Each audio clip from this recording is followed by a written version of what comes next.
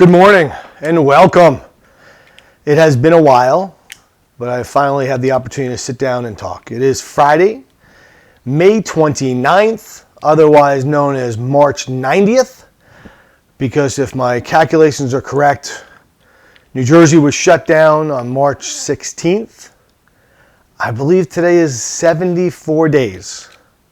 So 16 plus 74, I don't have enough toes and fingers, but I believe that's 90. It's been a long haul. We have done our best. And I think we're all a little tired. Some of us are a little more hairy, a little more gray. I am getting close to that ponytail. I could probably do it on top now. But as I keep getting told, be thankful I have hair. Be thankful I have hair. In this world that we're in now, and even this nation, you know, we need to really continue to fight forward and persevere. You know, whether it's the 100,000 people who have died from this, virus that we seem to be struggling with. Not just struggling with medically, though I do think our medical professionals have done a phenomenal job. They should all be commended for putting their lives on a line. You know, you don't know when you walk into work each day, as a nurse, a doctor, a practitioner, a respiratory therapist, whatever you might be. When you walk into that office, into that hospital to go see that patient, are you protected enough? And have you done enough to protect your family when you go home? It's a scary thought when you have an invisible attack. Someone comes at you with a gun, you know exactly what it is. At the same time, in this nation, the past few days, we've seen some incredible unrest out of the act of one who, as a police officer, he is supposed to protect and serve and do what is right in America. Not quite sure what was going through his mind when he took that young man's life in Minneapolis. His knee on the throat is a video you cannot forget, even if you watch it once, and you cannot understand. There'll be some stories, there'll be the truths, the untruths, the fake news will be all over the place. But at the end of the day, that kid is not going to go back home to his family. I say kid, he's younger than me, but he's not going to go back to his family. And that police officer will live with that for the rest of his life. But at the same time, I'm not a believer in riots. I might be a believer in an eye for an eye. We'll discuss that someday. But I just think the unrest and the turmoil and what happens in this country when we have these devastating attacks on individuals, these attacks that should never, ever happen, it just brings more heart pain, more sorrow, more damage, more destruction when people go into the stores of their neighbors and steal or burn down houses and cars and buildings. I don't personally get it. I understand the anger. I understand the feeling. But I just think that those are the times where you come together and you grieve. You come together and you talk about how you can make change. You put your mouth where your foot might be in someone else's back.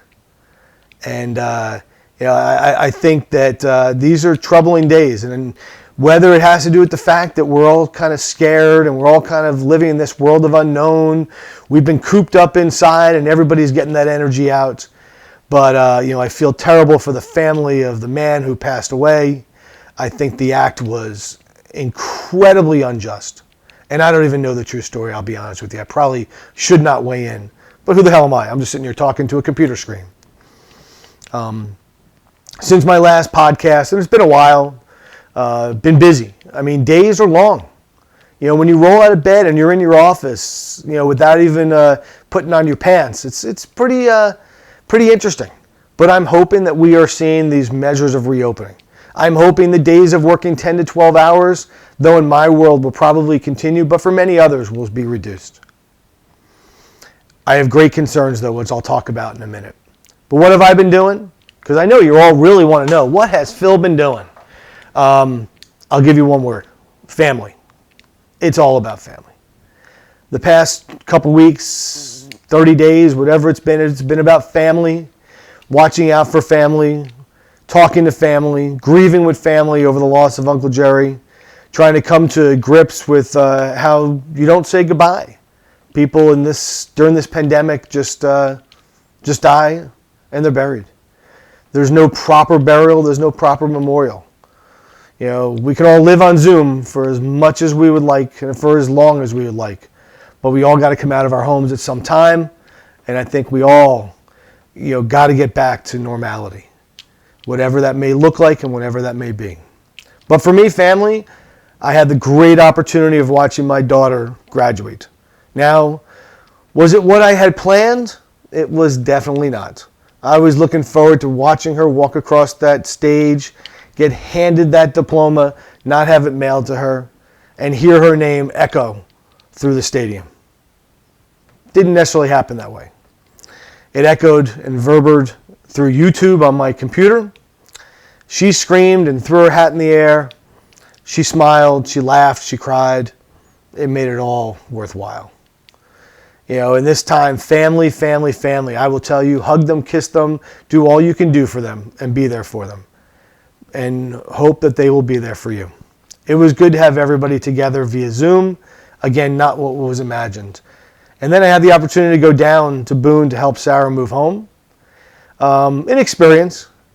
Took the big truck here from Brilliant Environmental Services, drove down thinking, man, why did I take this big truck? It's really not necessary. North Carolina, very different than New Jersey. Don't see as many people walking around with face masks. Restaurants were more open than closed. Stores were opened. And interesting that the salespeople had masks on, the patrons did not. But had a good time, and we packed that truck. We loaded that truck. There was not 1 inch left of that truck. Go online and look at a Ford extended transit van and see how big that is. And she says she got rid of a lot of stuff. We brought home her mattress, we brought home tables, we brought home chairs, we brought home a beanbag chair, we brought home clothes, we brought home food. Why did we bring food? She wanted the food. Nothing shall go to waste in my daughter's life. But it was fun. In the afternoon, they took me out to the crick, I guess they call it. Really, really nice area. They don't have the ocean in the mountains, so they go out to these rivers and these lakes and these creeks, and they sit on these flat rocks and they sunbathe. So I went out there, of course, I'm the old man. There's all these college students and locals, beer, Jack Daniels, tequila, you name it, it's all flowing. And you got to walk across the remains of a dam, which is this little concrete pass that is about as wide as my 2 feet. 1, I do not like heights. 2, I do not like heights. There is no way I'm walking across. I'm like, you guys go, I'm going to go sit in the car, have a good time. So I straddled the wall. So that's how thin it was. My legs around, and I scooted all the way across, probably 75 to 100 feet to get to the other side. Got to the other side, all of the people on the river applauded. It was funny. I laughed. Wasn't embarrassed. We stayed there for a while. We hung out. We talked. It was a good opportunity. I was with Sarah, a couple of her friends, and people were jumping off this dam. Sarah jumped off this dam. Her friends jumped off this dam. I sat on my rock. I had a beer in my hand, and I just chilled. It was very relaxing and a good opportunity to kind of mellow out before a long drive home on Sunday morning, which Sarah and I did. Penny, the cat, packed up in Sarah's car, and we were on our way. And we did a 10-hour trip in 8 hours and 40 minutes for 2 reasons. 1, my daughter is like me. She don't stop for nothing. I think we stopped once for fuel for our bodies and our vehicles, and we were back on our way, and that was it. And 2, there is nobody on the road. Memorial Day weekend, there is nobody on the road. It is creepy. It is scary. Got home. My house looks like a tornado hit it, but we're working our way through. Unpacked, and she's happy. And I'm very happy to say on June 1st, on Monday, she starts work at Brilliant Environmental Services. Not exactly what she had in mind, not what I had in mind. I needed an employee and she needed a job. Her job opportunities were, melted away with the pandemic. Offices closed, opportunities closed. So very, very happy to have her on board. Looking forward to challenging her, and hopefully she's looking forward to the challenge.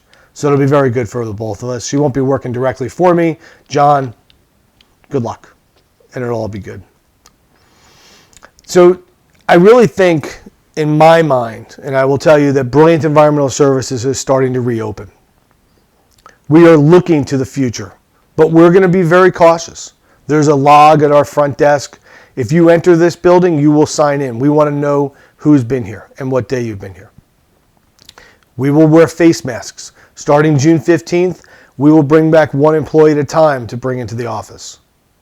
We will make sure that they are not sick.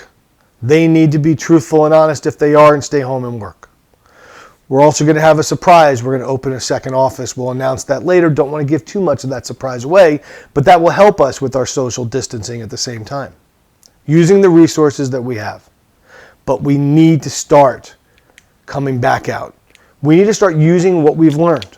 And we've learned two things: face masks, social distancing, and the numbers drop. If we abide by those two things, when we are in close proximity to each other, when we are in rooms with other people, then we will have a chance to continue to overcome these numbers. And so that we don't have to sit there and watch the governors of every state in this country give a press conference about how many people died today or how many people got sick. The only way this stops is us. Yeah, vaccine, getting tested, all good things. And I believe that vaccine comes out on Monday, I'm taking it Tuesday. I don't care. I want protection. I do not want to get sick. I do not want to die. And I cannot afford to be out of work for 14 days. Not going to happen. Worst case, 6 weeks.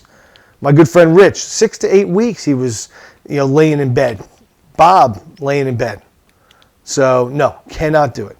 But together we must do this. And I am going to give you the worst 3 analogies you have ever heard in your entire life. But I will tell you we have overcome each of them and we have come back and we don't think twice about it. 9/11, a devastating act. We all lost friends. Almost everybody in the tri-state area knows somebody who passed away close to them. Okay? We will never go to a sporting event the same way. We never went to the airport the same way. Everything in our lives changed after 9/11. We got over it. We got used to it. We planned how we would cope. We did not let that terrorist act take us down. Shootings at schools, at churches, at mosques, at synagogues, at movie theaters, at shopping centers, at Walmarts. Should I go on? We did not stay inside. We did not hide. We figured out how we can cope and how we can live. We persevered. We fought back. We need to keep doing that again and again. Now we have one that's an invisible attack. We do not know when we get it. We do not know when we're exposed to it. But we do know face masks, social distancing, tracking, knowing who we're with, knowing where people are going, being smart. That's all we got to be. And we can do this. We can get used to it and we can overcome it. Life will be very different. Very different. Going to sporting events without purses, pocketbooks, or bags changed our lives. Going to movie theaters with state troopers at the doors. Kids going to schools with police officers and armed guards. This will change us. But we have to come out. We have to plan on coming out. And we have to do it right. I work with many institutions. And we are looking at how best each one in their own time can handle reopening. But we got to start doing it, and we can all do it together. Who am I preaching? I'm Phil Brilliant. You can listen to me, you can shut up, you can turn it off, whatever you want to do. But I will tell you, I am following the rules. I am persevering. I have overcome a lot in my 53 years. Okay, 53 in June. We'll talk about that later. But didn't do it alone. Will never do it alone. But I have a will, I have a mission, and I have a vision. And everybody should have that. Keep fighting, keep plugging, and we all can get through all of this together. I wish everybody good health, happiness every day, and be strong. Bye-bye.